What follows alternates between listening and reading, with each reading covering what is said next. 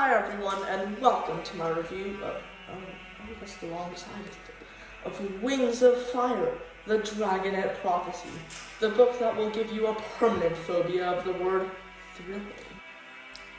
Of course, this will contain spoilers for the book, so just don't watch this video yet if you don't want spoilers.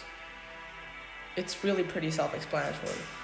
Additionally, if you haven't read it, whether or not you choose to return, just go read those books because you will probably enjoy them. So, today's video will be split into 4 sections.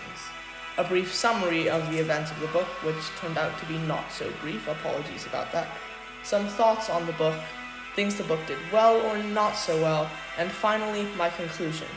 Before we continue, please remember to like, comment, and subscribe to my channel for more videos like this, which I do plan to do starting next time with a review of Wings of Fire, The Lost Heir.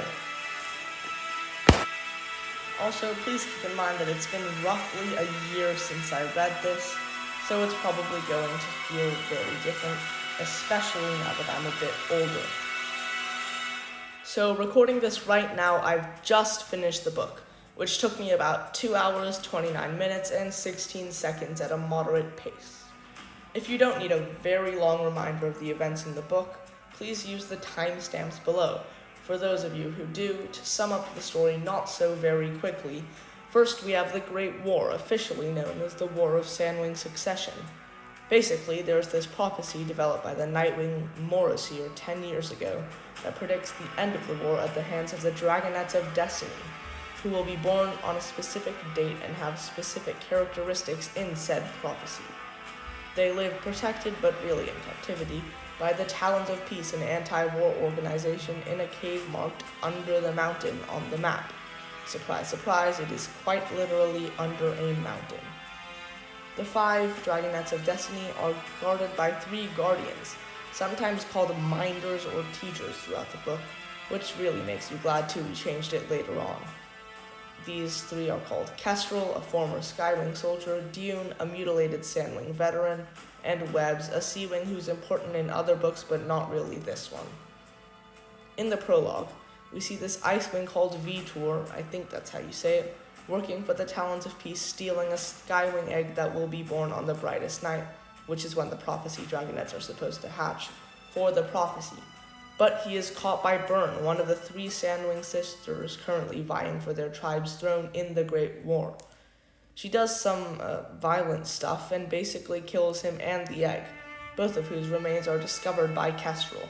Because the Skywing egg needed for the prophecy is dead, Webbs decides to go to the rainforest and steal a Rainwing egg, to at least fulfill the requirement of having 5 born on the brightest night if they can't have one of them be a Skywing. So the catalyst for the rest of the book is 6 years later, when Morrissey arrives at the underground cave to see how his prophecy is going. He is not impressed. While the other 3 Dragonets will do for now, Sunny is very small and does not have the distinctive Sandwing poisonous tail barb, and Glory is a Rainwing rather than the preferred Skywing. He talks to the Guardians alone about killing Glory and letting him retrieve a replacement, and so after he leaves, the Guardians chain up Tsunami so she can't stop them. But Clay, our protagonist, uses the underground river to spy on them and discover their intentions. Because of this, they decide that now is the time to mount an escape. Clay uses the underground river to get out of the mountain, where he meets up with Tsunami, who manage to get free and follow him. They encounter Queen Scarlet of the Skywings outside, as she hunts down a scavenger, the Pyrian equivalent of humans, who stole her treasure, and a misunderstanding leads to the true Dragonets having to escape. They find their cave by a smoke signal the other Dragonets sent up, but Scarlet finds the smoke signal, follows it there, and captures them to use it as gladiators in her arena. Clay meets a dragon called Peril, who has the ability of fire scales, use the card above to access a video about them, and they sort of kind of become friends. Clay allows her to hide with him to attend a trial she should not be at, where she discovers that Kestrel is actually her mother, and will soon be executed by Scarlet for treason.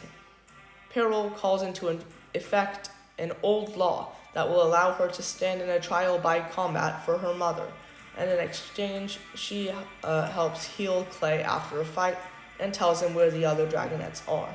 However, she betrays them during their escape attempt from the Sky Kingdom because she somehow has a crush on Clay now, and they are made prisoners of the sadistic, thrilling-obsessed Queen Scarlet once again, and discover that Mudwings born from blood-red eggs like Clay's are immune to fire. Their imprisonment goes on for a while until, on Scarlet's hatching day, she wants to see Starflight, the Nightwing Dragonet, fight Ice Wings. However, other Nightwings, led by Morosier, rescue Starflight and slaughter the Icewing prisoners still in their chains. Scarlet, furious now, lets Peril stand for Kestrel, her mother, in a trial by combat, but she will have to fight Clay, who is immune to her abilities.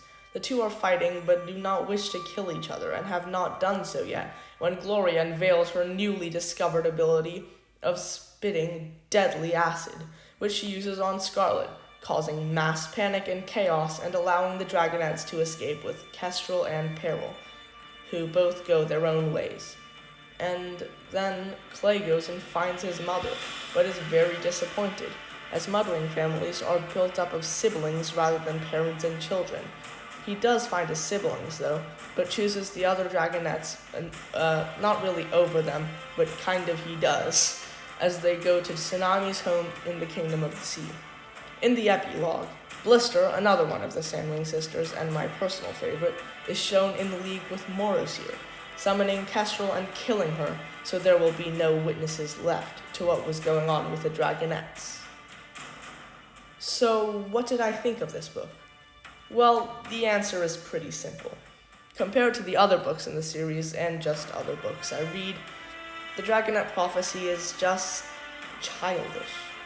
Now, yes, I completely agree that part of this is because of Clay's more optimistic point of view compared to other protagonists, but even with the sort of language used, you can tell it was written with a younger audience in mind. Unfortunately, this made it a bit more difficult for me to enjoy than it was earlier, since keep in mind, I first read this book when I was 10 and it just seemed brilliant. But for reasons I will soon explain, I think it does hold up overall. So now it's time to go over some pros and cons of the book. So first in pros, we have that the plot and the ideas that Tui thinks up in the book are just brilliantly thought up, and they're executed so well. And I also have to mention that this only gets better as the series progresses, because it's kind of unfair to hold the Dragonet Prophecy as the standard for the rest of the series, which it only gets better. And the book is very effective and efficient with its storytelling methods, and it makes sure that the text doesn't feel overly expository and just telling you this and that about the book. And similarly, the world building is very believable because it's like in dialogue, and this makes it a bit drier, yes, but it does feel natural enough. For the hinting and the foreshadowing for the rest of the series is just mind-blowing looking back at the first book. Tui not only hints at major future plot points, assuring us of how well the series has been planned, at least the first 5 books, but even gives away the titles of future stories, as if she's actually put a lot of thought into how it's going to play out. And, now, this is a bit more of a personal appeal to my interests, but Gloria and Tsunami's banter kind of feels a bit like Legolas and Gimli from The Lord of the Rings. I'm on 17! I have no pointy yet outscoring me!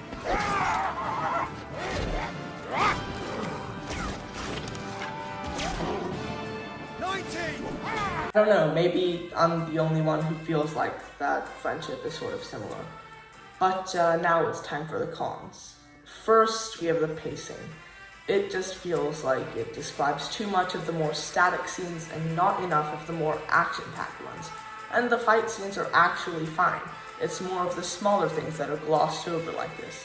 Additionally, I understand that the part separations are where they make sense from a story point of view, but they are a bit too lopsided, and I think condensing the Sky Kingdom parts and elongating the Mud Kingdom ones would be a lot better, because a lot of the writing in the Sky Kingdom, we just see clays on top of a really tall rock. See, that's just not as interesting, and it's taking way too long and too much out of the writing. And for characters like Scarlet and Byrne, the things they say are just cringy and dry unless you read them in a sort of sadistic tone, which makes the book read like a screenplay sometimes. Oh, the TV show is going to be a complete disaster, isn't it? Well, also, the book seems like it can't decide whether it wants to be for kids or not. On the first Talon, we have watered-down language and dialogue, being very careful of not crossing the explicit line. But on the other Talon, we have violence that, when you actually envision what's going on in this scene, can probably rival Game of Thrones. Also, I just want to add that for those of you doubting the last statement I just made, yes, I have watched Game of Thrones, and yes, I have read A Song of Ice and Fire. And while I don't think that Wings of Fire is on the violence level of the books, I think it is definitely comparable to what we see on the show. Conclusion. In conclusion, though this book has more of a childish tone, and is definitely not as well written as the installments that will follow it, it's still an amazing start to an excellent series. What issues I did bring up, it must be said, are a bit nitpicky. And again, I only found 3 real ones in a 303-page book. No, the Dragonet Prophecy is not its successors, and definitely not the more recent ones. No, it is not perfect, and it could be better in multiple respects. But it is a good book, and definitely worth reading, if that's why you're here. So, that was my slightly longer than expected review of Wings of Fire Book 1, The Dragonet Prophecy.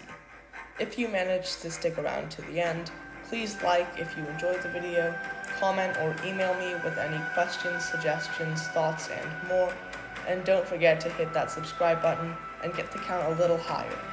Please feel free to share this with those friends that really should, but won't read Wings of Fire. You know the ones I'm talking about, be honest. And let me know if you'd be interested in turning this into a review series, maybe even accumulating in a ranking, but I am planning on doing that as soon as I get the Dangerous Gift anyway, so maybe not. Remember that every dragon has a story, and I will see you in the next video.